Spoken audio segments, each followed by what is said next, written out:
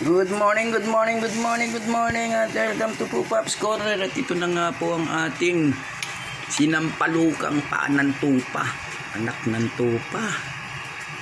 Yan o, rapsa. Maraming salamat kay Delphin Mangkanis